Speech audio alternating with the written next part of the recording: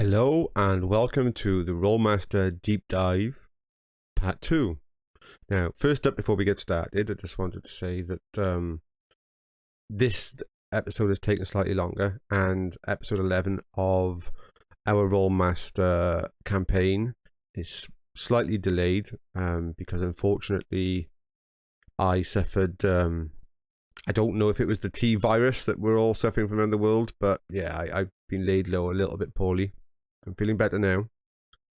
We recorded episode 11 last night, so today I will be editing that and getting it moved to the Patreon early access area, hopefully by the end of today. And episode 11 will be up and available to the public as soon as we can get it there. But in the meantime, let's move on to the long-awaited deep dive into Rolemaster combat. So, here we have it. The Rolemaster Deep Dive Part 2, Combat. Now, combat is inevitably, what, 95% I would have said of all tabletop RPG kinds of games focus on. It's difficult to have any kind of tabletop board game, to be honest, without some kind of conflict being there. I mean, obviously there are games without conflict, but it is an integral part of many games, whether it be cooperative or PvP, you versus others. Combat is something that you have to get right for your campaign, because it's a key element. So you have to think first, before you go anywhere, what kind of campaign am I running? What kind of combat would I need at the various points during that campaign? Now, the usual ones are going to be some kind of story-driven campaign, where things are a lot more personal, maybe even a one-on-one or a two players. I don't know how many people you have in your campaigns. You could be a GM that you just have a friend come over, and it's really just you're running a game just for one person. Or it could be maybe your son or your daughter or your son and his friend, or wherever it's going to be. There could be like a very small group where you want to try and make things a lot more personal. It could be more squad based, which is what a lot of role playing is depicted as. So teams of 4 or so people acting as a tactical unit. Or it could be a much grander kind of thing, whereby your campaign could be more at a political or leadership level, and combat is more militaristic overview of how the world is unfolding and where you're placing your resources and how the battles are coming from that. Now, Rolemaster, like many things that Rolemaster does, offers many different ways to resolve combat. There's not a one thing fits all. So if somebody says to you, or if I say to you, oh yeah, I know about Rolemaster combat, it works like this, then I'm not going to say that they're wrong, but that's only part of the story. The story is, look, Rolemaster combat works how you need it to work, based on how your campaign is going to evolve. Now, there are 3 combat systems available in Rolemaster, almost out of the box cookie cutter kind of things from the various companions, etc., that go into enough depth without you having to do too many tweaks and changes. And those are, and the action point system, which is very good for like that small group, the dual kind of combat. There is the normal turn sequence kind of system, which is what you would expect from a group tactical kind of game. And they also give you some quick flow rule systems in one of the companions that are more ideal for your large wargaming tactical battle type of things where you've got lots of units to try and resolve and you just want to get on with it without bogging down for hours and hours and hours trying to go through all of the units.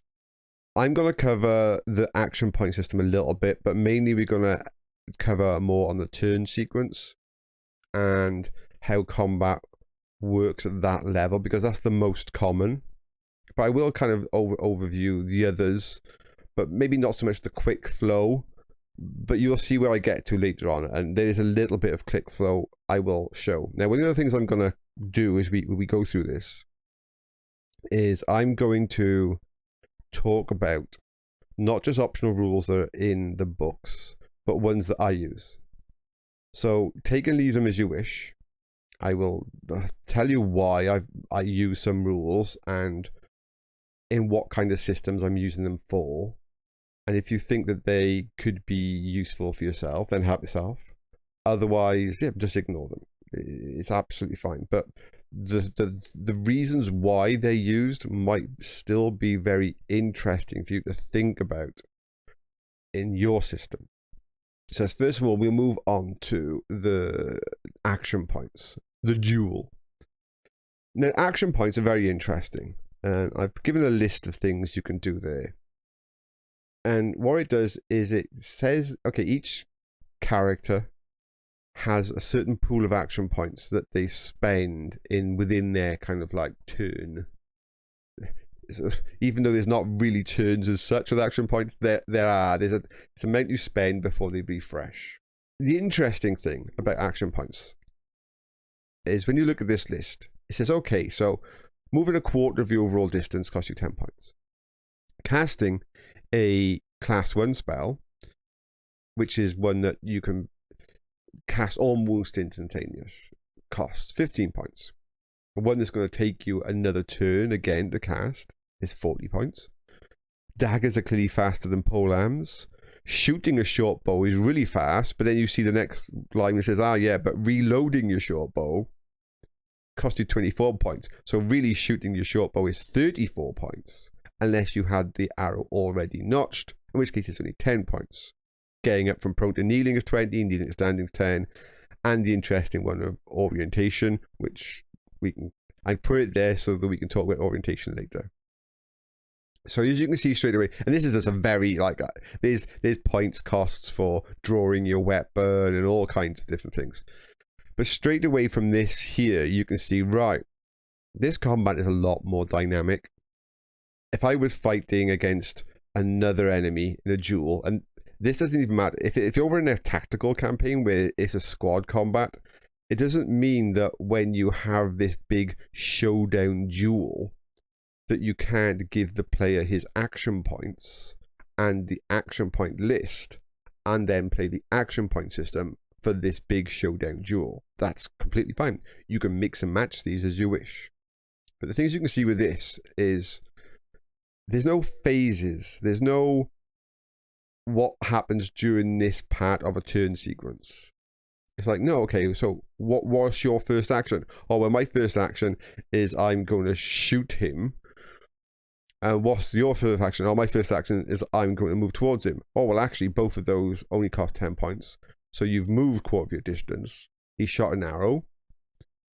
You're still too far away to attack him with the dagger, say. So what are you doing? Oh, I'm going to continue to close the distance. Okay, you've moved another quarter of your distance. And say you've got close enough to attack him with your dagger. And now he is trying to reload his bow. But he's only got 10 points through that because your 2 movements cost 20. He's shot for 10. He's got 10 through his reload. Now you can attack with his your dagger, but he would have reloaded by then. But then you're going to say, okay, but maybe he's too close to shoot now. So he's going to have to maybe get rid of his short bow and draw a dagger, which is taking him time. And suddenly you're seeing that the flow of events in combat becomes a lot more interesting with regards to when things happen. It's not like a turn-based whereby there's set phases. Everybody moves in this phase, everybody shoots in this phase kind of thing. This is more dynamic. You're moving and you're fighting continuously throughout the turn events, and people can cast at any point or reload weapons at any point and do all kinds of things. So that's an interesting concept to get in your head. Rolemaster doesn't say this is a sequence of events. Rolemaster says there's many different ways to look at combat. This is one of them. And the downside to using action points is, can you imagine doing this for a combat with 4 or 5 characters and say 10 orcs? It just becomes an impossible thing. If it was a computer game, it would work, because even if it's a real-time thing where things are moving, then it's all, the computer's handling all those micro kind of like calculations of how long it's taking for your character to move somewhere, or how long that swing is taking to happen, etc. But pen and paper, where the poor GM is sat there trying to scribble down every action point cost of every monster, it just becomes far too much. So this is great for that one-on-one kind of duel. It very quickly becomes too much the moment you go into a squad-based kind of combat environment. So let's look next at what would be the normal squad-based tactical turn sequence. Now, on the left, we'll go through them now, is the standard Rolemaster turn-based sequence for tactical combat. On the right is the one I use, and I'll explain the differences and why I've chosen to do something slightly different than standard. So when you're watching the show, I'm using the one on the right. But let's do the one on the left first. Standard Rolemaster turn sequence. So, number 1, spell action. This is all of the spellcasters, everybody, good guys and bad guys, all make declarations to say, are they casting spells? And which spell, and what their target is, and all these kind of things need to be decided at this point. Because later on, if the target's not there, then it will fail later on. But at this point, you designate your target and all the rest of your stuff. Number 2, all comes down to whether or not you're preparing the spell, as in it hasn't finished yet, or whether or not your spell has actually completed this turn. If it completes a little bit afterwards, where it says 25% of your move, that's important to understand. That means 25% of your turn's action has been consumed by the spell actually completing. However, if it was still just a preparation round, you haven't finished the spell yet, you're just doing it, then it's only actually 10% of your turn is taken up doing that. You've got a lot more other stuff you could be doing. But the spell results phase is where any time that you've got a spell that would complete this turn, all the results of those spells come off now. What that means is if an instant spell was cast basically on phase 1, it would come off on phase 2 or step 2, or a spell that you could cast in 1 round. If your spell took you 3 rounds to cast, then clearly you're going to go round through this turn sequence several times before you get to the point whereby finally your spell actually comes off. So number 3, spell orientation. It's great. I put a little thing after this saying look for the GM for the percentage. And that's basically what the rulebook says, is there's too many variables here to ask whether or not there needs to be even an orientation to be made. And if there does, then there's too many variables yet again to just give you a flat number. What it's trying to say is this. Some things that you do because of magic or some spell-like ability, that's an important reference there, means that your ability to understand where everything is might not be the same. Now, a great example of this would be, I'm going to use a monster now, would be something like a phase spider, or a blink dog. It's a spell-like ability that kicked off, and in its spell results phase, it is now teleported somewhere, like behind somebody. But it has to make some kind of reorientation check for it to comprehend where it's landed, where it's facing, where the enemy is, and all of its senses just to come back together. Now, something like a blink dog or a phase spider, this is how they live. This is their day-to-day function. So their percentage check for an orientation should be extremely easy, because it's no different than walking for them. However, for a character to cast teleport or something like that in combat, where they're going to immediately turn up behind somebody, for example, that's not a day-to-day activity. They would have to make some kind of orientation check if they wanted to have at least some of their turn left. They might get so disorientated from the function, especially if it wasn't you that cast the teleport, but your colleague cast a teleport by touching you and teleporting you to safety or something out of the combat.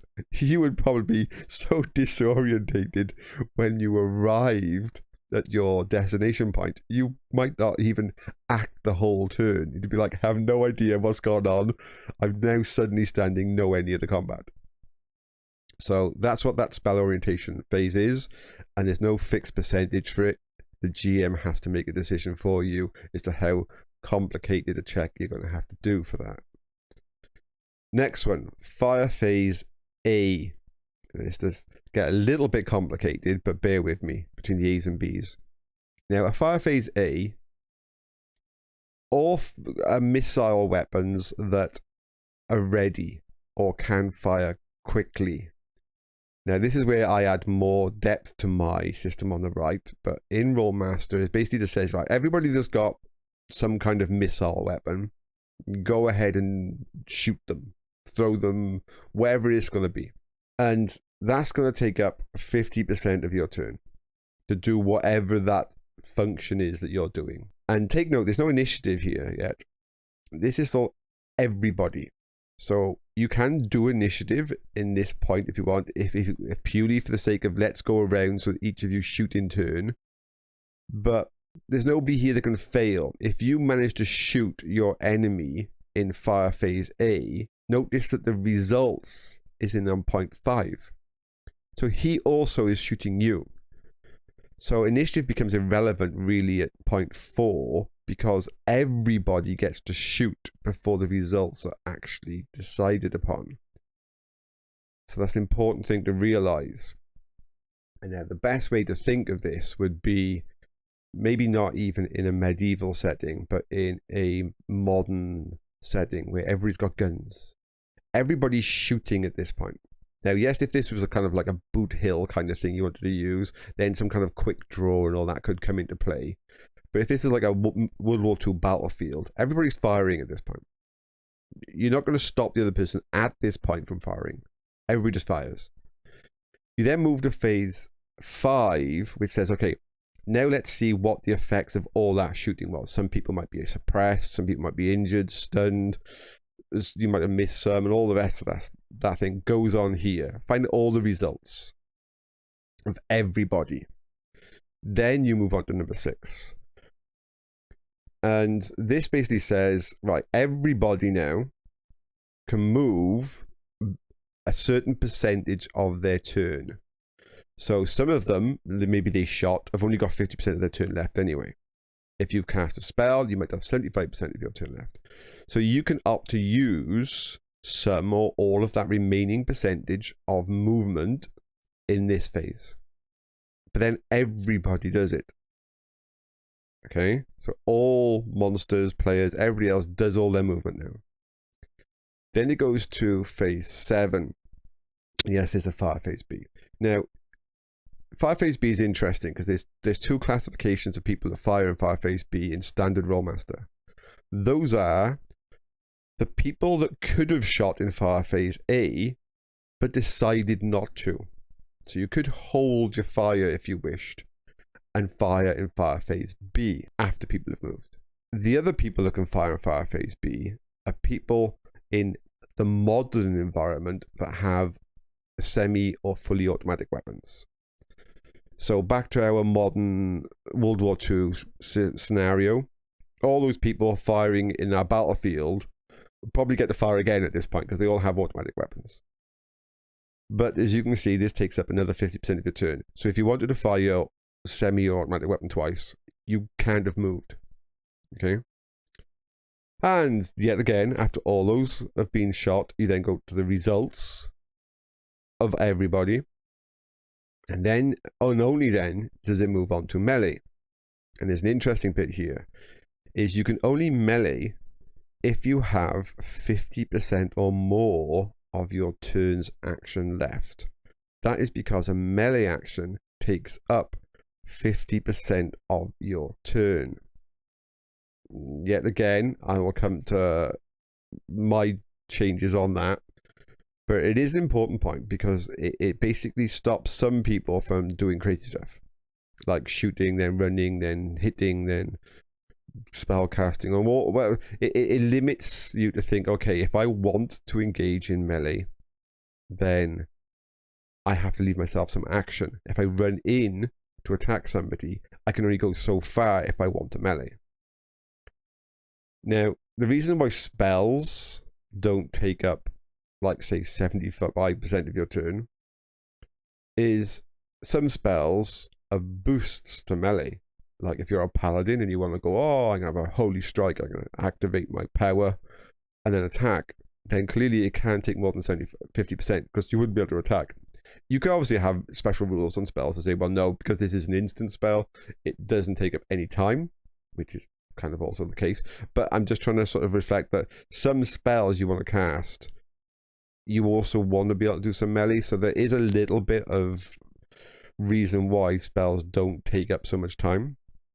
However, if you are in the middle of a spell, so if you've started your spell action in phase 1, and it's a preparation round, so you've only taken 10% of your turn, if you get stunned during your turn, you lose all of that preparation, and you have to start all over again. So casting a spell that takes 3 rounds in combat is probably not going to come off unless you've got somebody protecting you from being hit. Any enemy that starts casting a spell that's going to take many, many rounds to cast, it's probably going to be a high-level spell, and the first thing you should be doing is hitting them, because that will disrupt their spellcasting and put them straight back to turn 1 of their spellcasting. And we can come to, there's wizard duels, but we'll cover all that in Magic. That'll be deep dive 3. So then we go on to phase 10, which is all of the results. Yet again, I've got high level issues there. And then you got phase 11, which is, it's like a final orientation, things that need some kind of percentage roll or check that the GM determines at this point a roll of some kind is required. It's kind of like a cleanup phase. It's weird because the game system on that kind of way of acting doesn't tell you when to bleed or to make stun maneuvers and all the rest of the stuff. But this isn't it. Your final orientation isn't when you make those. That's actually on your following turn. When you want to try and do something, you then do all that other cleanup stuff. But we'll come to that. You could do bleeding in this round if you wanted to, in the final orientation round. I can't see anything negative really in doing your bleeding. But your stun maneuvers, you shouldn't really be doing here, because that's potentially too early or too late. But we'll come to that. Let me go on to the right-hand side of my turn sequence and why mine's different than the standard. So, my phase 1, I use instant items. Now, this just gets over the issue you might get later on. And let me just say that a lot of the decisions I've made, it's not due to how the game plays when you first start playing. It's what happens when you get level 20, 30, 40 characters, whatever. The more high-level Rolemaster gets, the more situations turn up that make you realize that the standard format doesn't cope. But bear with me. Instant items. Sometimes there's things that you or your character or monsters can do that are no more than a thought or just a single word. It's kind of like your flame on kind of activity of, it's just something that happens by thought. You just suddenly boom, up it goes, or you touch something like a ring, or you have something that's even a contingency spell that kicks off the moment that something happens. It just triggers. So that's when they come off. All instant items come off in that phase. You don't need... They're not as slow as casting a spell. Number 2, now this is an interesting one I put in, and it gets around the real life issues you have of people running and sprinting and everything else like that during a combat encounter. If you've been, you don't have to be on a battlefield. So I'll move away from a reference of being on real battlefields, and I'll move into something like this. Go outside now. So you and your friends are all standing outside in the street, and you decide you're going to race to the street light down the road.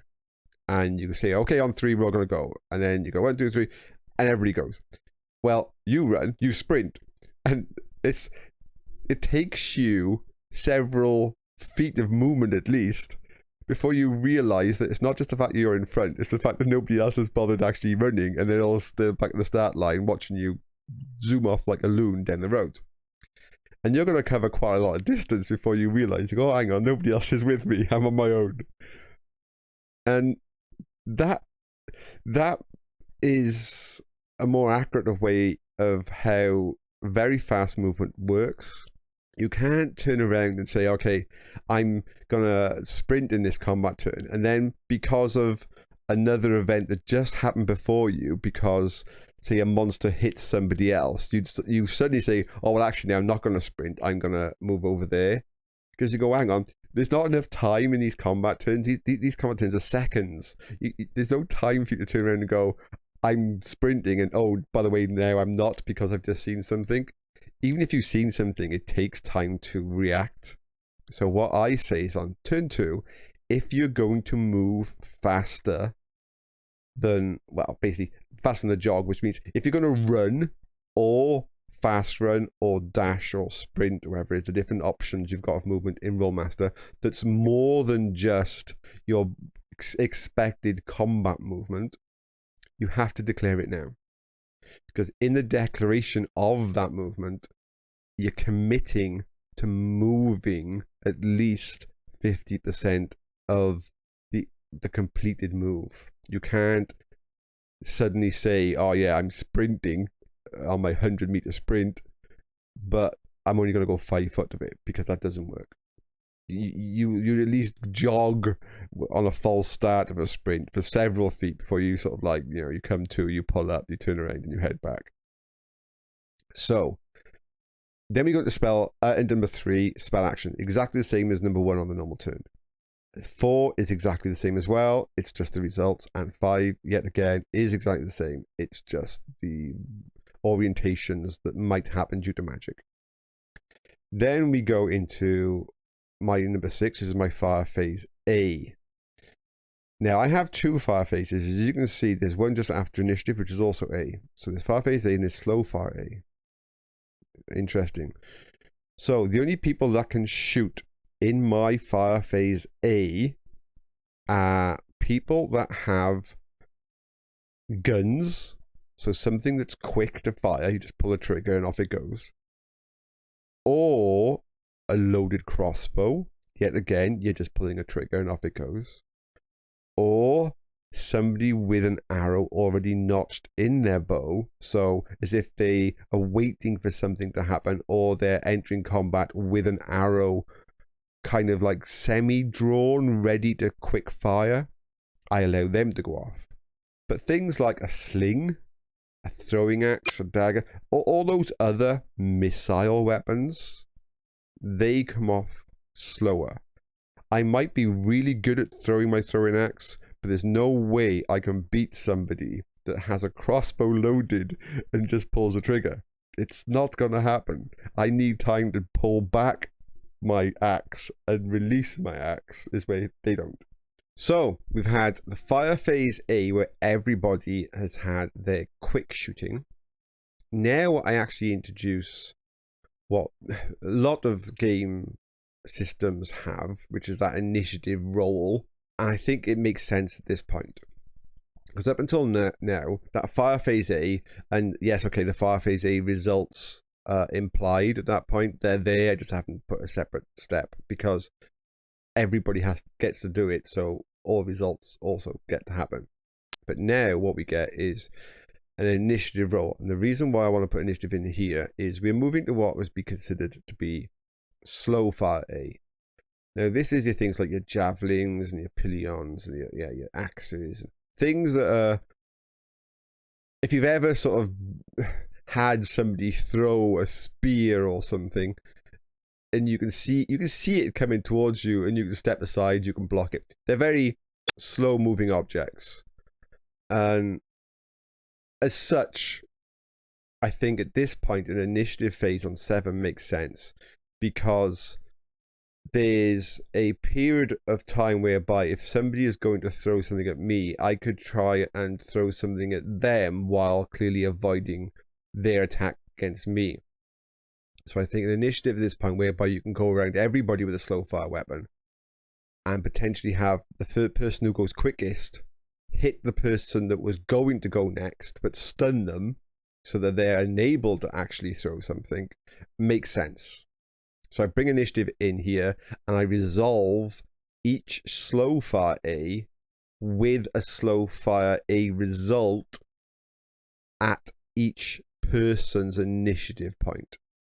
Yeah, so your character attacks the orc by throwing a javelin. I resolve that hit, decide what, critical you've done to that person, and then if they're still able to, they could then have their slow fire back at you. And you do that, as it says, resolve all, which means you go through the whole initiative flow. So you do every single person that's got a slow fire and do all of their results. Then we move on to move A. I have a move A and a move B. And this is simple. And that is, a move A is a commitment, first of all, from those that have declared they're going faster than a run. So they have to move. Whether they want to at this point or not, doesn't matter. They've charged out the open, only to realise that they're in a crossfire of lots of people with machine guns. They run back. So they have to move at least some of their movement on move A. And to be honest, that can be down to each GM. I'm not going to go down and say, this is the exact movement I suggest. It's you. But what I am saying is, if they have committed to do a fast speed move, then I would make them move out from their position into the open or wherever they're going to be during move A, because they've said they're committing to some kind of quicker movement. But this is also used by everybody else to move a certain percentage of their move, just like in phase 6 on the other side, to move around. But this is inside this initiative roll that I've said. Yeah, so the first person moves, and there's no resolve all yet, as you can see a bit further down. They then get to melee. Okay, so you don't have everybody moving because it says single after it in brackets.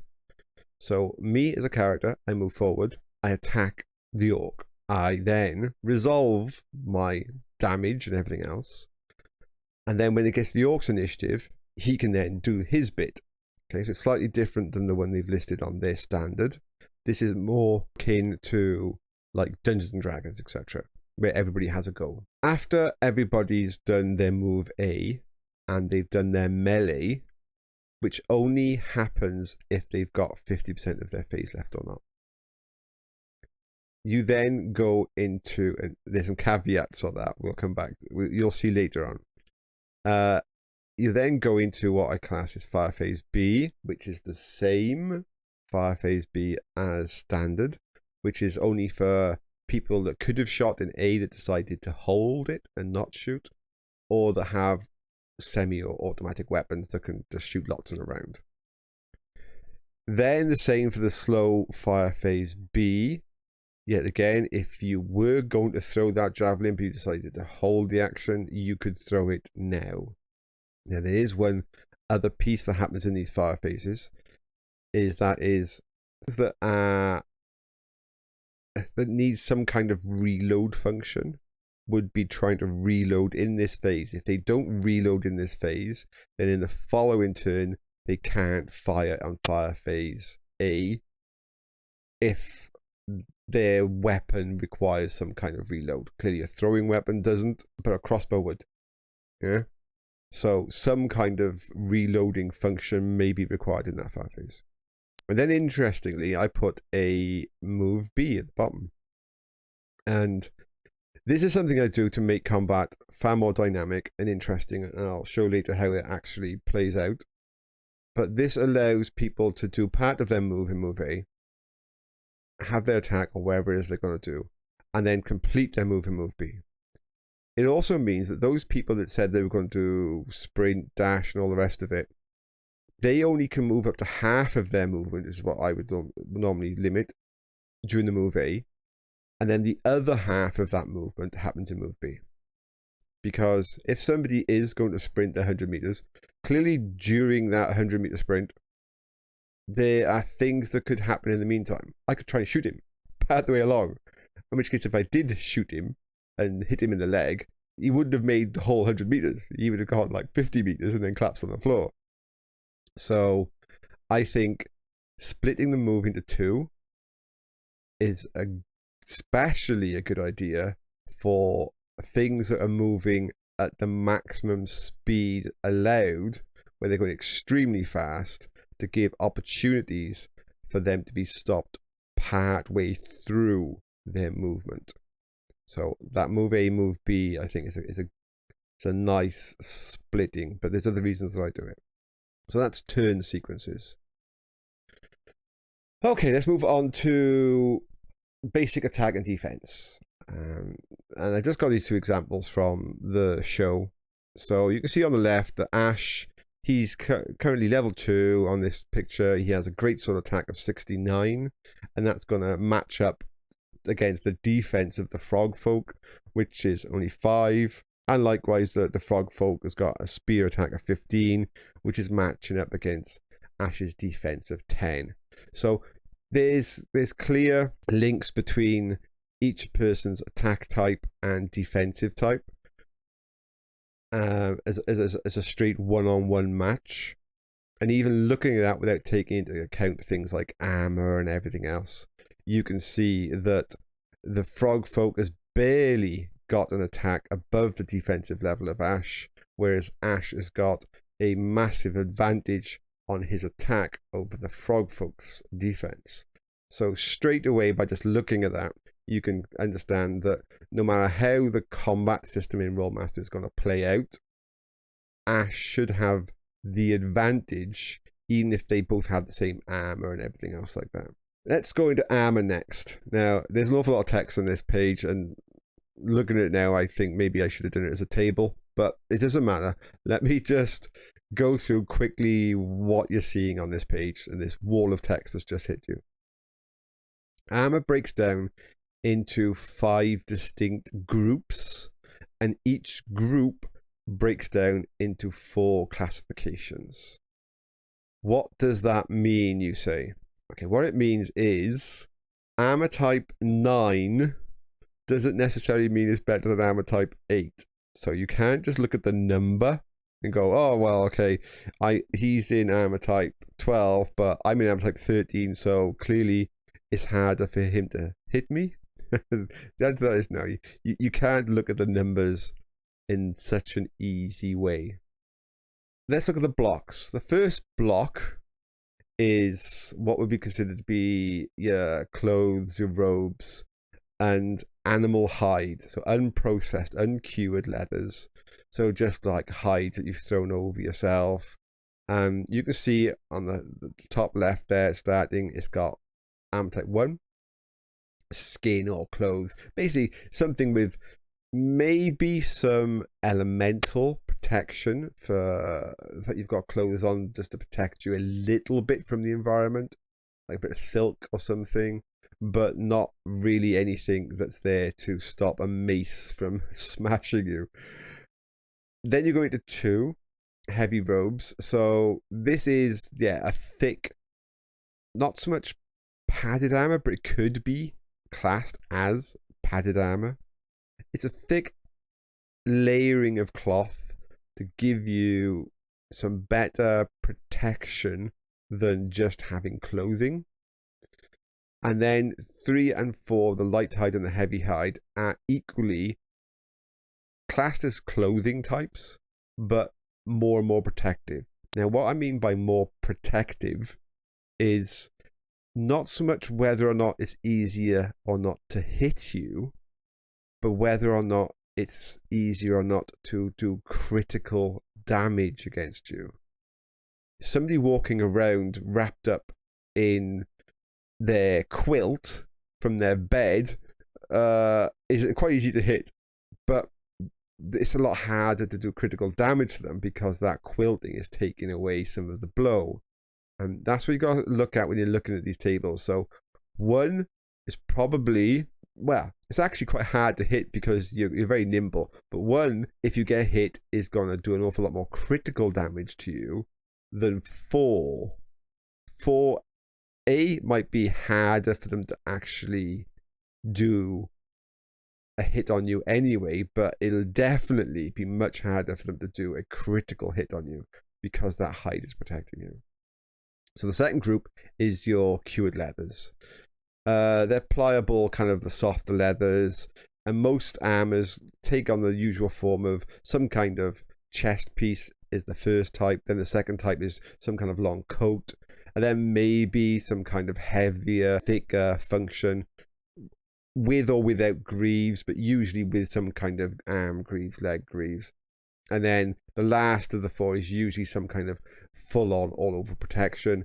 In the leathers here, it's got just like a really, really heavy leather coating that is expected to be down to your legs, covering your arms. It's a really thick coating, probably has a hood, to really give you a full all-round protection.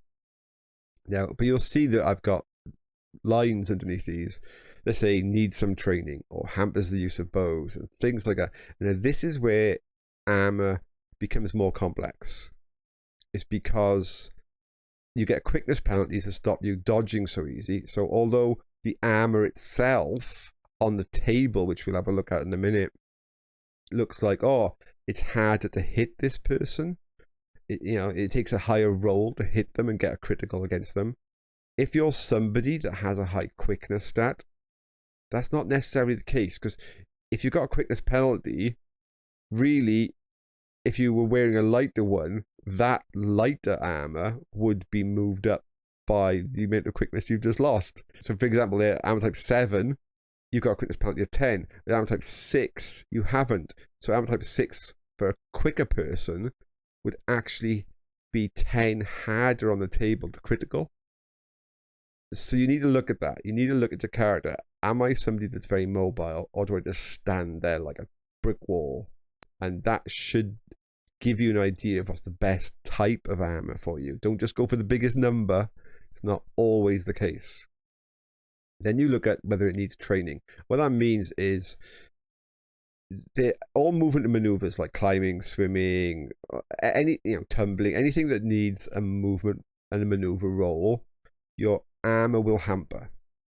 You need to start training your character in using the classification of types of armor to remove that penalty. And some, what it says can never gain full action, means that it doesn't matter how much you train, the armor just doesn't really allow you to do some of the functions as freely as if you were not wearing any armor at all. They're not saying you can't do those things. It's just, there's just some restriction on the way the joints are moving. You're not quite as flexible, or the weight of them is just, a bit more impeding. And you also get on there very hard to use bows or hard to use bows, etc. And what that means is it's not really the kind of arm designed to give you that full function of using a bow. Wearing a really heavy leather coat, I'm not saying you can't use a bow. It's just some of your coat is getting in the way of the function of pulling back the bow. But don't mix that up with things like a crossbow or whatever. Clearly, if you're in a very heavy leather coat, especially if it's got like lots of strappings and fastenings and things which potentially could hamper a bow, then just use a crossbow. So it doesn't mean all bows. It's just trying to say that, be realistic. Some of these things are not great for some types of weaponry. I would probably also restrict things like throwing a javelin. In a really heavy leather coat, it's taking away some of the energy, momentum you're giving to that javelin because you're fighting through the restrainment of the armor. So you've taken some of the energy off that throw. So I would say, yes, that would actually hamper a javelin. It doesn't say javelin, but it would. That's the whole point of that stat. The rigid armor set. This is really heavy duty plated and animal armors of the exotic kind. Like you see number 12 there's Dragonhide. So the 9 to 12 is 9s are common. You'll find not 9s everywhere. It's a very rigid baked plate of some kind, not made of metal. So you could do all the lamellars, you could do scales, there's a whole load of different types of real historical armors that would potentially fit into 9s and 10s. They don't have to just be a cured, shaped, leathered plate.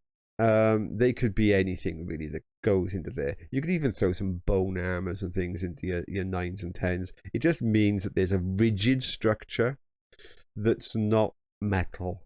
It's a non-metal structure of some kind that is covering certain locations.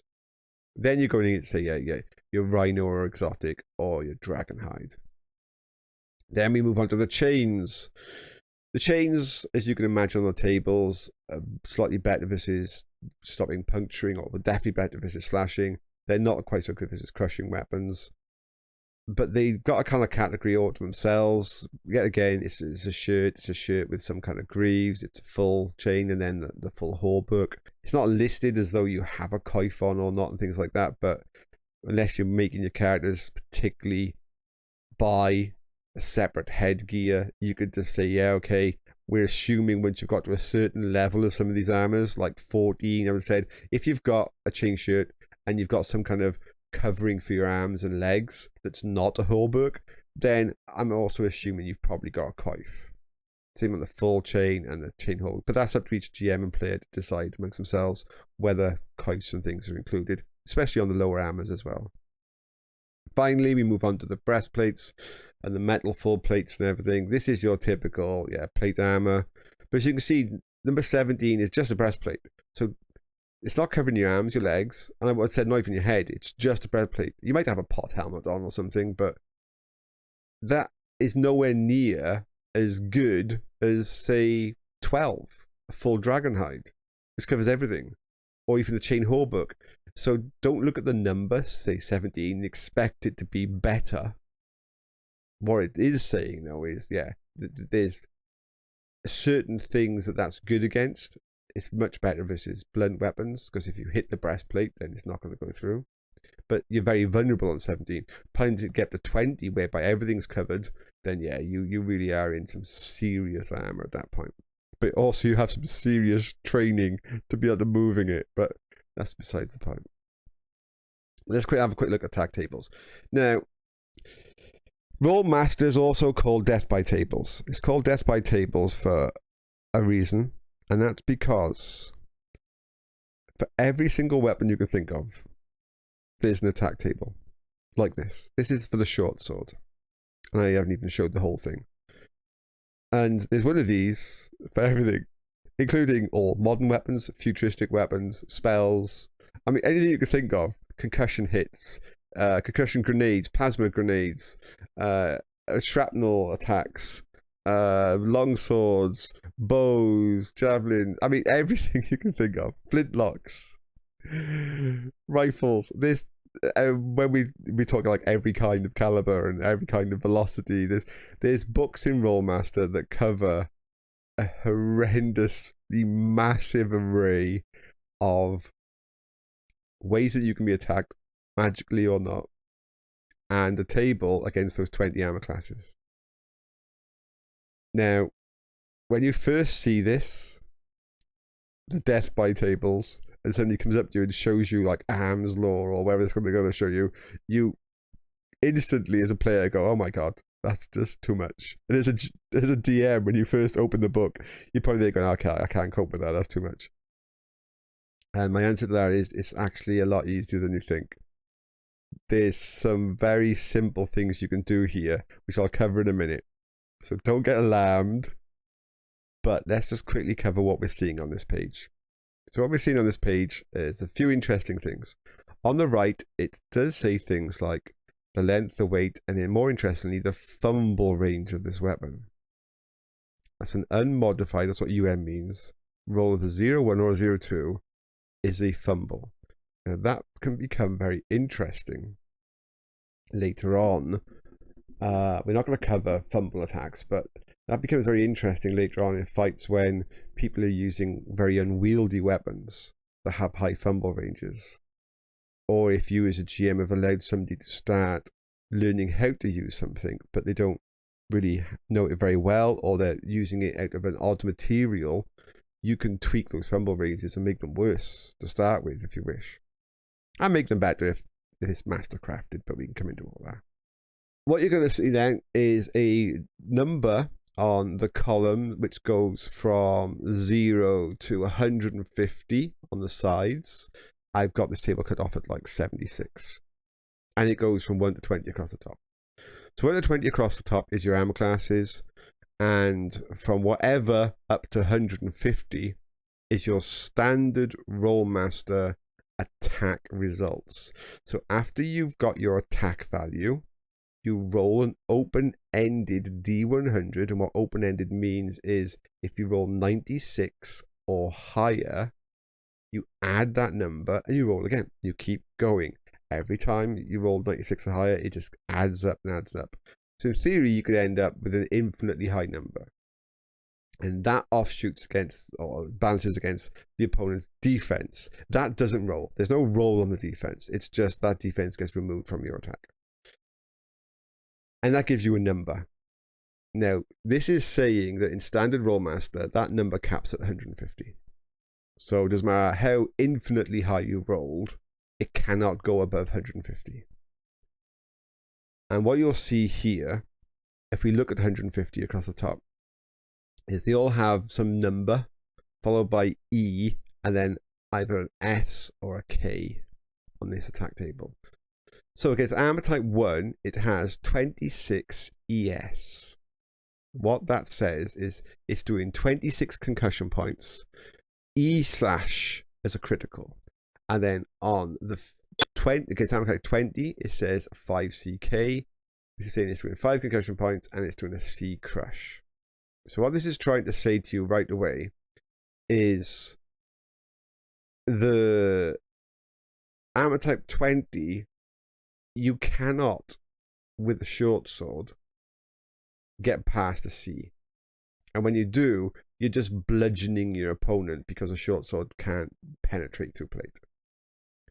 And I know that's a very sweeping statement because clearly you can, and there's soft spots, etc.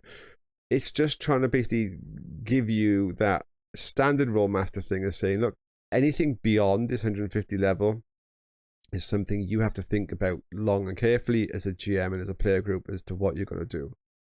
Are you going to allow above 150s? Now, there are optional rules in Rolemaster that allow you to go to any number. Literally just keep on going. And when it gets to an E, what it'll do then, it'll like skip at an E, then it'll go to E and an A, then an E and a B, and then like 2 E's, and it'll skip again, and it'll go, right, okay, 2 E's and an A, 2 E's and a C. And it'll just keep compounding those criticals until there's more and more and more criticals. And then when you get the critical tables, you resolve all of them to see what damage you did. Now, that works, but be careful. That also can become broken. And we'll come to high level characters and how things break shortly. So that's your attack tables. There is the death by attack tables, or death by tables as Rolemaster is known, because they just look so unwieldy and there's so much information and there's hundreds and hundreds of these tables. And my answer to you is don't panic. Just chill. Don't worry about them. They're not that bad, as we'll come to see in a minute. And this is where I come to this very simple comment in front of you here. So, damage. Now, this is something you have to decide about. We go back to right at the very beginning of this conversation of what kind of campaign are you running? Yeah. How in depth is the combat going to be? How fast is the combat going to be? Because there's decisions you can make here that can make life easier for you as the GM and the players, and you can make things run smoother. The decision to use the concussive damage off that table I just showed you, or just to use the damage roll tables, is a very important decision. If you use the concussion damage off that table we just showed you, where it had like something like 26 E/, two things happen. One, your characters will not have enough hit points at low level or high level.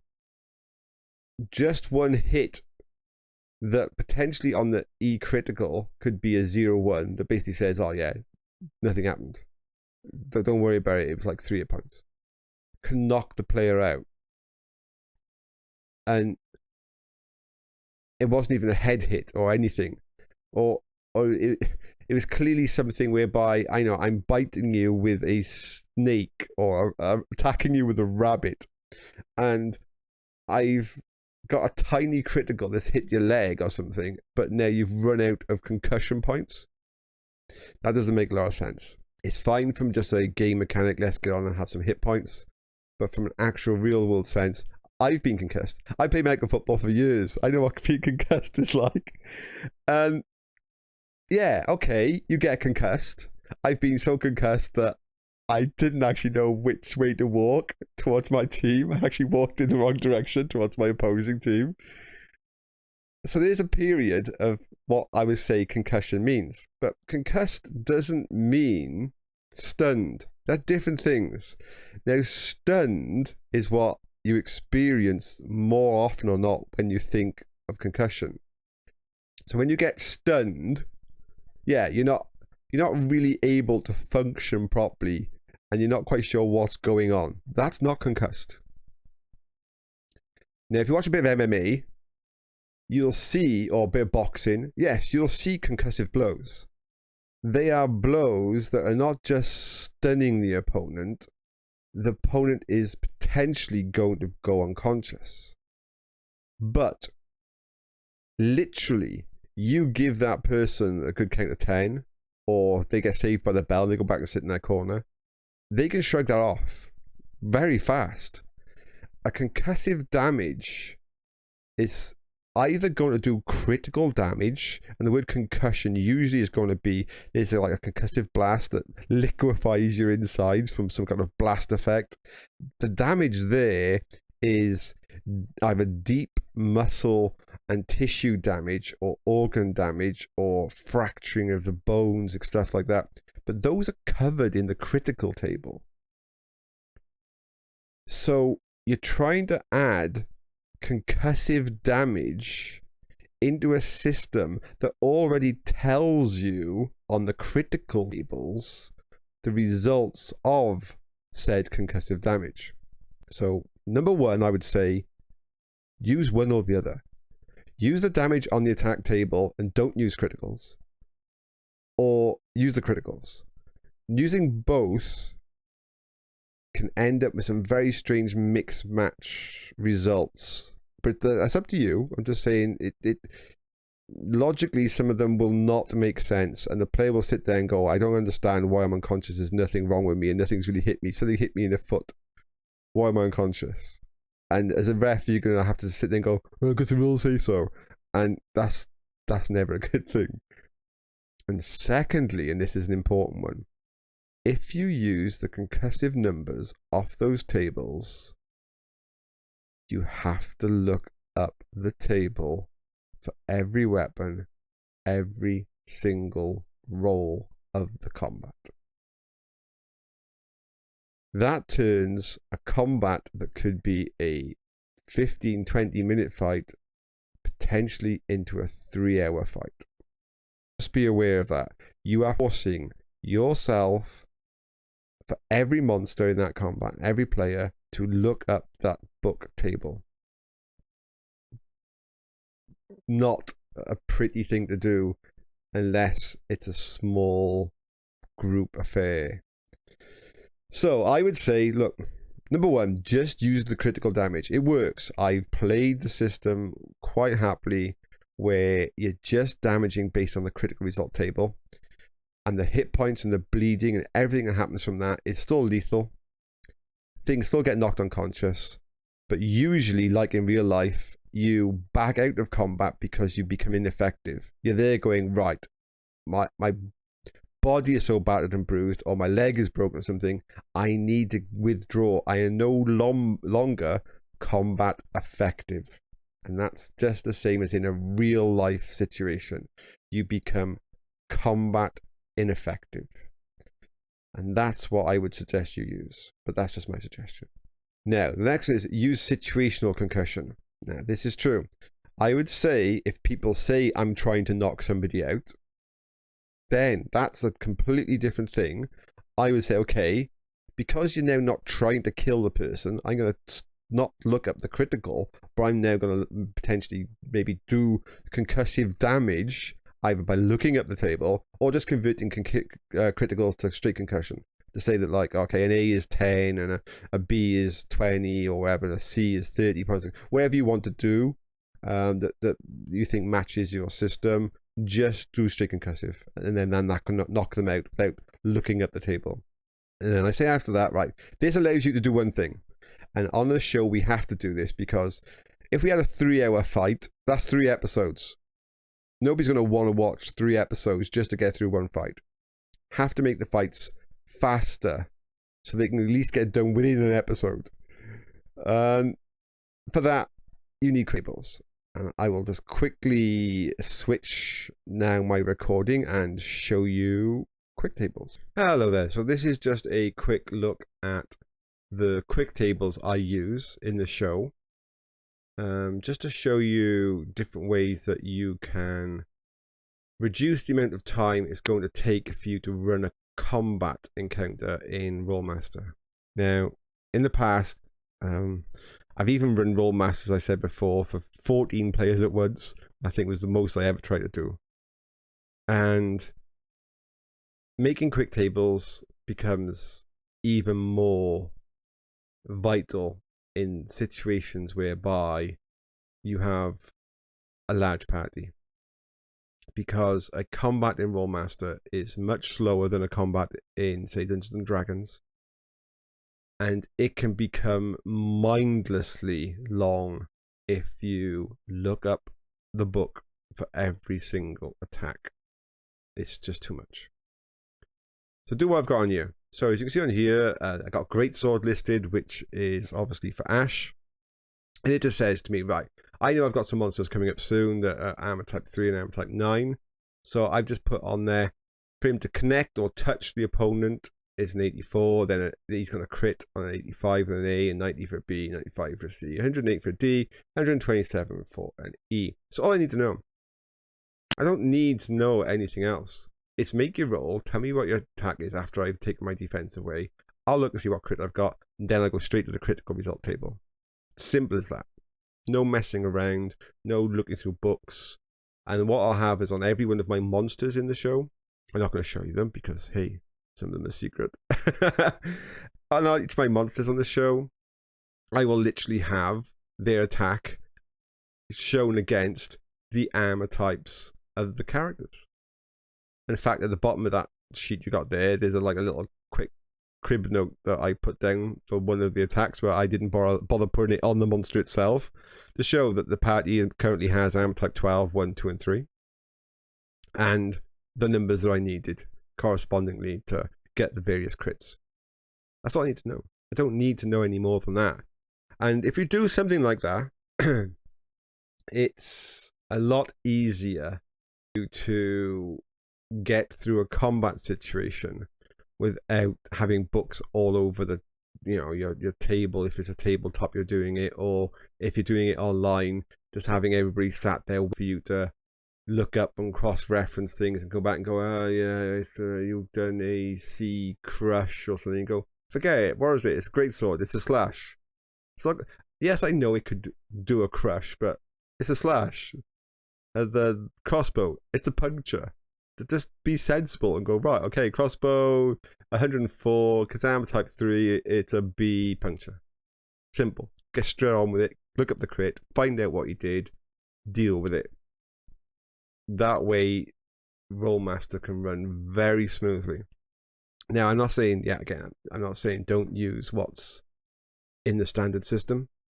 I'm saying this because we have an internet show that runs for an hour, and to have a fight that goes on for 3 hours would either have to be edited down so that you're just seeing highlights, or it would take up 3 episodes, and that's just not an option. So I have to use some method of quick combat. There is a much faster combat system, as I said, in Rolemaster that allows you to almost do mass battle. Just basically just gives you like straight up damage. Just gets on with it. Doesn't worry about crits so much. It's just like, just get on and do damage. And that's great for the big battles, but that doesn't give you that close-in feel. And I think what I've got here is my quick tables. Gives you that balance between, you still get the visceral in their combat, but you reduce the time that it takes to run a combat, which can still, in itself, go on for just about the whole session, like it did with the frog folk. It could just go on and on and on. Even when you're using quick tables, it could be twice as long without them, easily. So anyway, that's just showing you that, and I'll carry on with the PowerPoint. We're back from what I show in, or I use in the show as a quick table. And we're now moving on to the next interesting part, and that is materials. Now you're saying, why is this part of combat? And well, it's a very important part of combat, and it's going to lead us on to issues with high-level characters. So materials. First of all, Rolemaster has a great selection of materials. It goes into different layers of how that affects from weapons and armor. And I've also put my optional column here. So what we can see on the screen, it says material on the left, then what effect that means to a weapon. Then there's an optional column I've put in there called max roll, and then it has what effect that has on armor. And it has stone. So you can say, okay, a stone weapon. Now, yet again, I'm looking at these straight from the book, the standard Rolemaster system, but you have to understand what is it they're trying to say. So a stone weapon, they mean a sword or something that's really quite ineffective as being a stone. They do have comments in there for, I'll reduce this down if it's like a clubbing weapon or something. Because clearly if I had some kind of big stone mace, then really what I should be looking at is how fewer hit points this weapon has. So potentially my stone mace could break. So if I do like a fumble or something, wherever I want to do stuff to do damage to weapons, then it's got a greater chance of shattering. And then I got my max roll, which I'll come to afterwards. And then on the armor, I've got like star MM. And what I'm saying is, look, you're not really going to have stone armor. If you did have stone armor, I mean, I don't know, maybe it's jade or something, looking cool. Then what you want to be looking at really is not so much penalizing the protection of the armor, because if you were capable of wearing stone armor, I mean, that's pretty cool armor. The hit points and the shattering aspect is a different thing, but the ability to like stab me through a piece of obsidian, or I don't know, it's just going to be extremely difficult to do. So I would put the penalties to increase the movement and maneuver penalty, because clearly it's going to be so heavy, it's going to be ridiculous. So I would shift any penalty there on armor into the movement. Wood, the same, to just a lesser degree. And then bone. Yes, bone armors are fine. You can wear bone armors and they would be less protective, because if your weapon is capable of smashing somebody's bone in their limb, a healthy bone, then a dead bone clearly, yet again, is not going to offer the protection that you would think, because you'd smash through it. So all that's fine. All works fine. We'll carry on down to low steel. So I like the way that Rolemaster defines steel, because this is the whole riddle of steel Conan thing. Some systems sit there and go, oh, well, everything must be iron. Steel's something that's not invented until... sorry, that's rubbish. Steel isn't the thing that you sit there and go, is it invented or not? You've got to understand what it is. It's about the way you're trying to cast your iron and the amount of carbon distribution and how it's distributed through your metal is to what kind of steel it is, because that can make the steel either softer, harder. I mean, base wrought iron is at one end of the scale, but your cast iron is actually it's higher than the high steel. But understanding steel, there's loads of YouTube channels that you can go and watch to understand maybe sword making and the different methods of what steel is produced at. And I like the way the Rollemasters actually said, look, for somebody to make a bloomery steel, which is a low steel, which has got clumps of carbon, but more universally spread. It's not too bad. It's not just like hammered out flipping pieces of iron.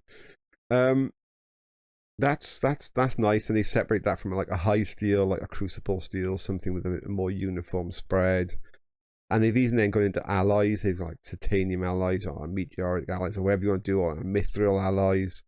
That's fantastic. It gives the players a lot more scope in their smithing and crafting skills to understand the mechanics of how they can't just buy a forge that says, oh yeah, I can do the steel now. You go, no, hang on, it's a bit more complicated than that. And it's not something you can just like, yeah, you have to understand the process. It's a bit more in real life as to what you're doing. But I love the way they've got that in Rolemaster from the get-go. And this is something out in the 1980s, and that's just really rare to see. Really rare. So, but what I've done on the max roll, you start seeing from low steel upwards, is I've put numbers that are higher than 150. So what I'm saying here is, I don't care how high a roll you have in your open-ended attack. You can roll 700 in theory if you want, enough open-endeds. What I'm saying is the material of your weapon can only do so much to penetrate what it's trying to penetrate. So if you have a low steel sword, say, yes, I'm saying you could now potentially cap yourself off at 175, which would be an E and A. So yeah, okay, you've done a bit more. Or if it was, if the maximum damage normally for you was a D, that would go to an E. There's a special table on it that explains how that works. But yeah, you can look at that and go, fine, I can do slightly better because my weapon is superior. It won't break, or it has a finer edge. And as I've gone down that table, I've increased that number. Say if you've got a better material for your weapon, I am going to allow you to do more than the top 150 on their attack table. And I think that makes more progressive interest for the players to finding an item made of a superior material, because it's not just, oh, it's another +5 to my attack, which I didn't really need. It's increasing the cap that I can do on my attack roll, which does become more interesting for them to do, especially when you're against large and super large creatures. To be able to roll extra bonuses on that table is very useful. Now, I got a little comment there on Mithril Alloy. The rules just say, it's a +20 material, but I would say for armor, whether you want to give it +20 or not, I would be looking more towards making the movement and maneuver less, because it's mithril. It's supposed to be lighter than normal. Now, Leon in the game is like if you're playing Elder Scrolls, it's kind of like that elven glass, but it's a glass that you shouldn't be thinking of as the fragile glass of your house. You're talking about, it's a crystalline structure. It's a glass that's so hard to craft that you need a forge that's hotter than what is capable of crafting a mithril or meteoric steel to even get the substances to bond and fuse into a glass-like structure. So if you wanted to use Leon in your system, you can, but you shouldn't be thinking of it as glass as in like what's in your window. You should be thinking of it as some kind of superheated crystalline structure that once it's cooled has a glass-like appearance, but it's not glass. It's not like that fragile thing. It's just otherwise it doesn't make a lot of sense. And the last one they have in the standard Rolemaster is Eog. But I mean, you can use adamantium. You can, whatever your game system has, you can add more materials into this list. The important thing with this list is there's a material attack bonus. And this is important to understand. And there's an armor defense bonus. That is important to understand. That's not magical, folks, okay? Get your head around this. I have a high steel sword that is not magical. If that is Dungeons and Dragons, that classes as a +2 non-magical sword. In Rolemaster, that's +10 because each 5 is basically a +1. So that's a +2 non-magical sword. Okay, so that's important for you to get your head around. High level issues. I know this video is starting to go on a bit, but hey, this is Rolemaster Combat. It needs to go on a bit. So, it's a complicated subject. When you eventually run your campaign and get characters up, I got level 15s on this thing in front of me, but you could be 20s, 25s, 30s, you could be level 50s. Rolemaster just goes up to all kinds of levels. Decisions you make early on in your campaign that make sense to you at that point very easily break the game. And this is something that Rolemaster is very subject to. There's so many goodies, there's so many optional rules, and so many things you can throw in. Goodies you can allow characters to do, especially when it comes down to them being able to craft their own armor and weapons, and using some of the tables that they've given you as optional rules in there to modify your weapons to give them pluses versus certain things. You can end up breaking the game very easily. So, as a GM, I suggest right now, no matter what level you're looking at in your game world, think about some decisions. So, looking at this screen, I have a level 15 attack and a defense in front of you. So, this guy's got +30 material. Now, we're going to say, okay, I put 25 magical attack on top of this because, hey, I've now enchanted this weapon, so it's better to hit. At level 15, you can have 32 skill points. So that's +81 to attack. He's got stats. So let's just say whatever weapon he's using, he's got +25 as stats. There could be runes on there that got, might do some cool like bonus things. So we get that +30. And then he could be a paladin and he's going like, I want to have a holy strike that gives me an extra pluses on my attack versus this demon. Then I'll be using stances, and using the stances giving him more attack than it is defense. So I've got a bonus to attack. And then it's always situational stuff as a GM you want to throw in, like the opponent is stunned, he's prone, you're attacking from above, he's surprised, whatever you want to do. There's 4 of you on somebody you might think. So I'll throw in some situational bonuses wherever they happen to be. You go, okay, this guy's got a +261 attack. And then we go, okay, let's look at the defense. Go, okay, he's got 30 on his armor. If he's got 30 weapon, why not make a suit of armor at the same stuff? So he's got 30 on his armor, and they got the same magical protections on it as we gave them the attack. We'll come back to adrenal defense. We've got a shield. Shields could be very confusing because that also has a material and a magical effect. So you can say, okay, I've got +30 shield. This is a wall shield. But what happens if it's an Eog wall shield that I now also enchant? I mean, that could like be a +90 shield in theory. Then you got, well, blur. If I'm not really visible very much and I'm all fuzzy, that's got to be a magic I can use. And then I got magical shield, but I'm not talking about like a shield on your arm. I'm talking about like a bubble. My character can create a bubble around me, or maybe even the whole party, that protects us from, say, incoming missile fires, or it just takes some of the attack bonus off the people when they attack me because there's like this shell around me.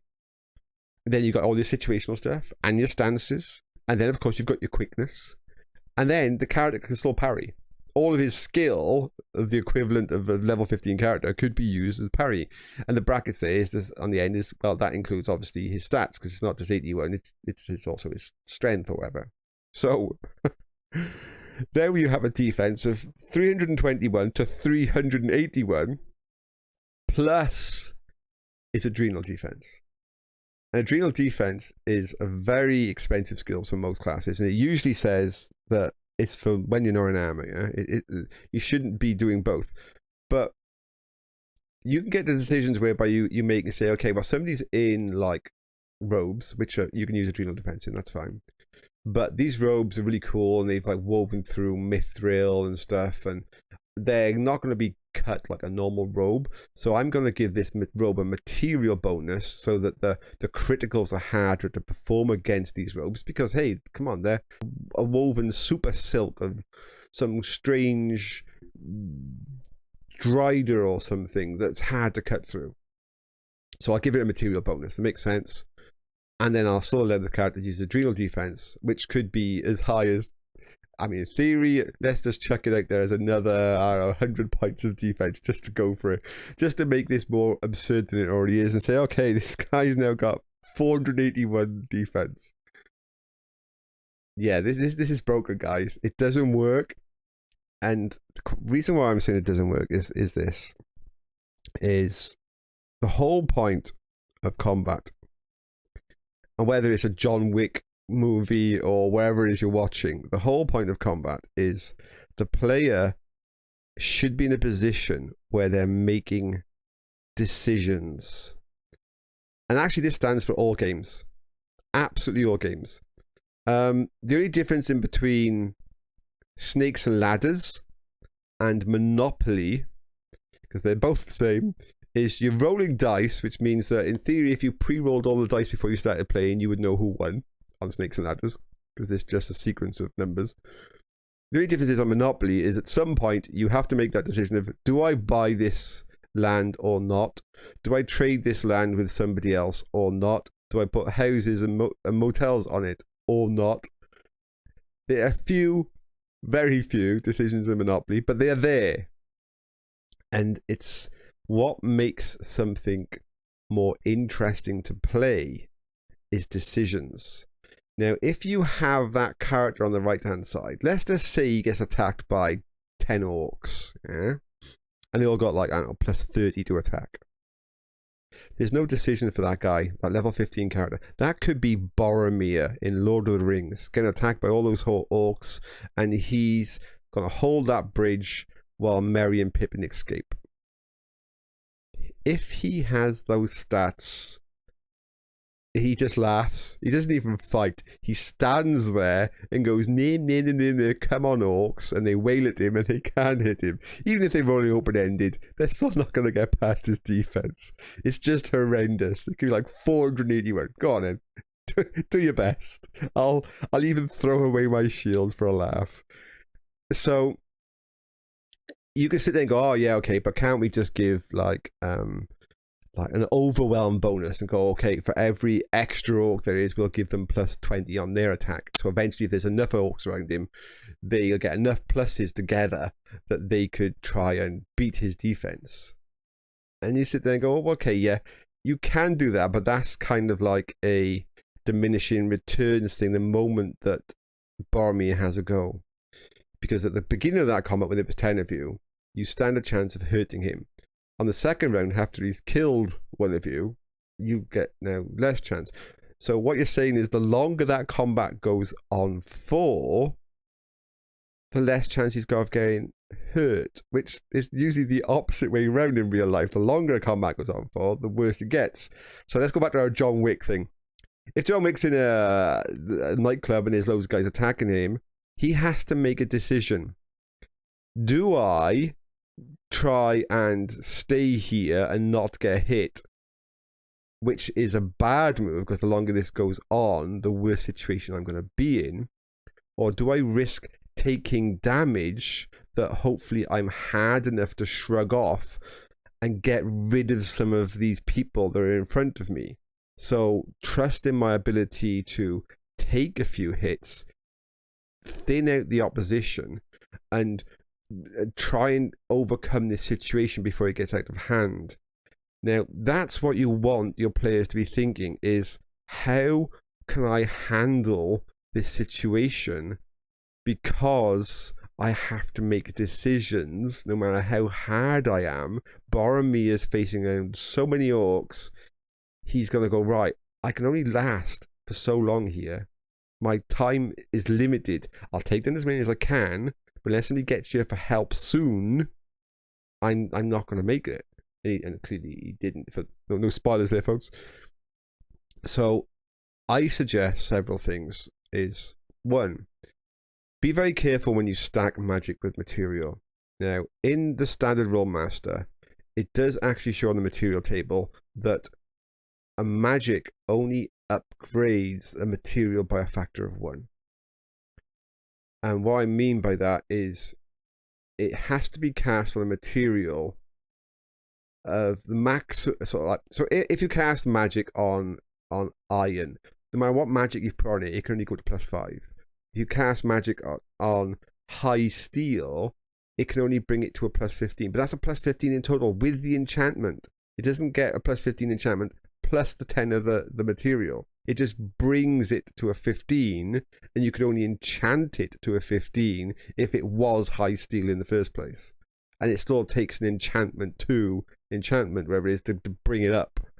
So that's a good limiter right away, is your magic on a material should be a augment based on the quality of the material. This means that the player should be looking for a better material, like a good mithril, so that he can augment it from a 20 to a 25.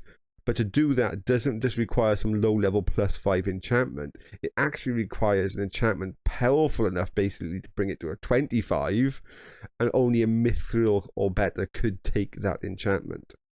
Yeah? So that straight away strips away some numbers on both the attack and on the defense. Second, careful when you're stacking spells. This applies in all game systems. Magic is something that can break very quickly defensive values of characters. Allowing so many different magics to stack can be a rod for your own back later on. So you could say, blur, can I have my +30? And I would say, to be honest, I would rather, no matter what the spell says, I would rather put a blur into the displacement category and just say that there's a chance, complete chance, that the opponent misses. He attacks the wrong spot straight off. So it's nothing to do with what your attack or defense is when he actually succeeds. Is he declares how much of his attack he's making against you. There's a 10% chance he just misses you. And you just roll it and that's it. Because what that means as a defender is you can't rely on that +30 blur bonus. You're relying on that 10% luck. And if that 10% luck goes against you, you still need to have put in enough defense to block that blow. So that 30 becomes irrelevant now. It's now kind of like, do I trust in the luck he's going to miss me, or should I prepare to defend against that blow? Next, shields. Physical shields, that whole material magic thing. I will cover that now in a little demo of how I use shields. I would say you can do something like what it's got on there, because that's interesting for the characters to, you know, augment their shields and all the rest of the stuff. But you'll see how I handle that, and that could be very interesting. Now, quickness. I do quickness completely different. And I say quickness is an expendable stat. And you can refresh it by taking a 5-foot step, and it costs you 10 exhaustion to do so. Now, this is a very, very interesting dynamic. And what it means is characters with high quickness stat suddenly end up moving around the combat field. And we can go into like follow-ups and all that, how mechanic works. I'll probably do a little separate video maybe, because this has gone on long enough. I'll do a separate video exactly how I do that function. And I'll do that after this one. Because I find it makes combat more dynamic and more realistic. And you end up with those people who are supposed to be agile warriors moving around the combat field a lot more than you would do in a normal static turn-based combat system. And it makes it just look and feel so much more real. And it also makes it so that the longer the fight goes on for, the more a character starts to be worried about exhaustion. Now, we haven't covered exhaustion yet. Now, exhaustion is something that's in Rolemaster, but it's so low, the numbers, that unless people are literally trying to sprint and do crazy stuff, nobody will ever get exhausted in combat. Characters have got constitutions of, I don't know, say 75 plus. They're not going to run out of exhaustion points in a combat situation where they're losing 1 point of exhaustion, I don't know, every 4 rounds or something. It's just, it'll end up just becoming something you as a GM and the player end up recording, and then it just being a pain to record because it never does anything. I make it do something.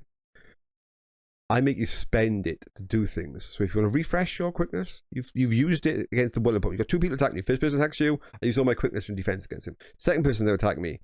Oh, I've used up my quickness. Do I want it back? Yes. Drop back 5 foot. Yes, there's rules for them following up. And then when they attack you, I've spent 10 exhaustion points to withdraw to regain my quickness. Because if you imagine this in real life, you swing at me, I dodge. I haven't moved my feet at this point other than maybe like, a foot or 2 either side. The next person that's attacking me from the side, I can't now dodge him again unless I am in the Matrix dodging bullets. You can't without taking at least some steps backward to give yourself that room to dodge again. It's just not possible. You can't stand still and keep dodging somebody that's swinging at you unless you're in the Matrix. It just doesn't work. So I do that differently, and I will do a demo of how that works if you're interested on a separate video. And I'll also cover how I handle shields in a separate video. And what you're looking at really, but the whole point of what I'm saying here is you need to understand that whatever optional rules you bring into a game, be the ones you've created yourself, the ones out of the books, ones you found online, ones that you've heard me say, don't look where your campaign is now. Have a look and see how that scales for a level 25 character, level 30 character. What's it going to mean?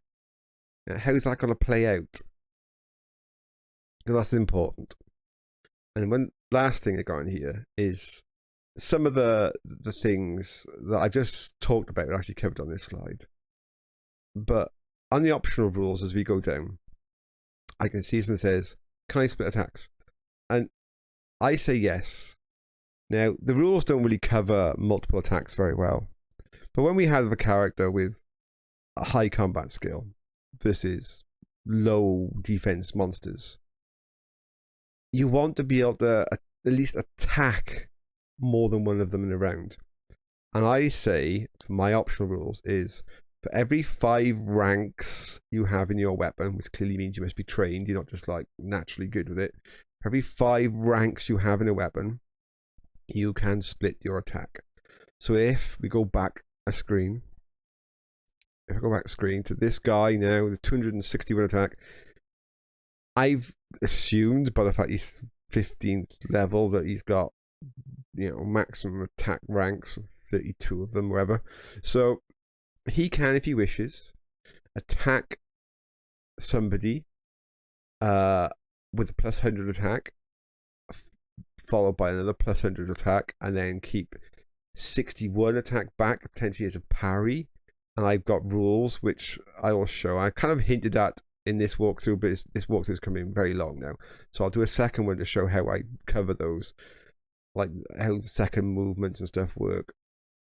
Hint that if you've kept some attack back, allow you to have opportunist attacks versus people then that are doing something that should give you an opportunity to decide whether or not that attack or that amount of effort that you could make into another swing or a block, and you're deciding not to at that point. If your opponent decides not to swing to attack you, you should have enough time, if you had the skill, to at least use the remainder of your attack as an offense rather than it just being wasted that turn. So we'll come to that slightly and the repercussions of what that means, because clearly you end up with a chain of events of multiple monsters and multiple characters, but it works out fine.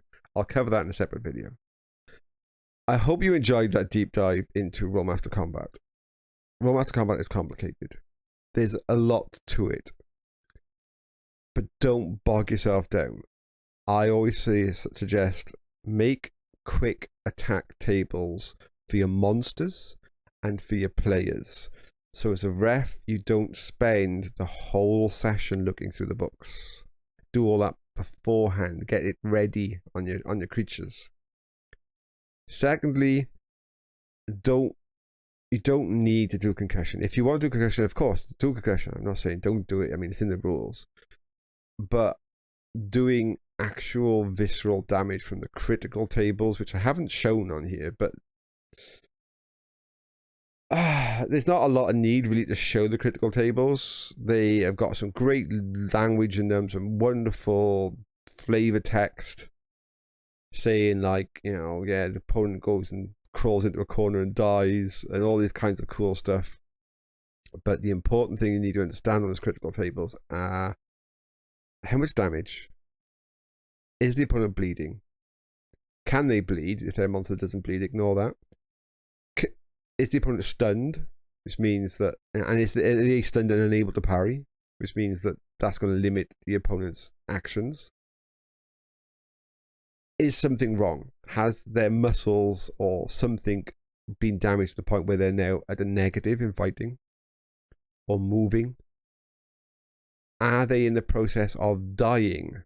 Doesn't mean they're dead yet, but they've taken a blow, kind of like Boromir yet again. He's taken his arrows. He knows he's going to die at this point. He's not going to survive some of those arrows, but he's not dead yet. And some of the crit goals will be, okay, die in 6 rounds. Others will be, yeah, just go and find a corner. It'll say things like, yeah, you go and crawl into a corner and die in a few rounds. But if that's a character, I would say, give me some kind of like self-discipline or even stun maneuver checks. If this is a life or death, your character's gonna go down and die, then you're the hero in the situation. Let's give you the chance to stand there. You know you're dying. You've taken a shot to vital organs. Stand there for at least another turn or two, swinging at the enemy, giving the chance for your fellows to flee or whatever they're gonna do. Yeah, so I wouldn't always take those critical tables exactly what they say, although some of them are really funny. But I would look at them and understand what they're telling you. Somebody is bleeding to death, they're stunned so they can't fight very well, they're at negatives, which means they're becoming combat ineffective, or they're in a state whereby they've taken what is going to be potentially lethal damage, and this is the time when this character is potentially either going to be killed, and the party could try and bring them back to life through loads of herbs, which we can go into later on another episode, or this is the character's big moment. He's going out. Let them go out in style. He knows he's dying. It says on the sheet he's dying. There's nothing you can do about it. He's got 3 turns before he dies. Let him have 3 turns of just going out like an absolute loon. That would be great, yeah. So that's what your critical tables are telling you. I'm not showing all those on this episode because there's just so many of them. But they are fun. Look them up. Get your book out. Read them. Some of them just make you laugh so much. Anyway, that's enough, I think, for the combat deep dive. I'll do a second video, as I said, to show some of the mechanics and how they work on a tabletop. And see you all then, folks. I hope you enjoyed it.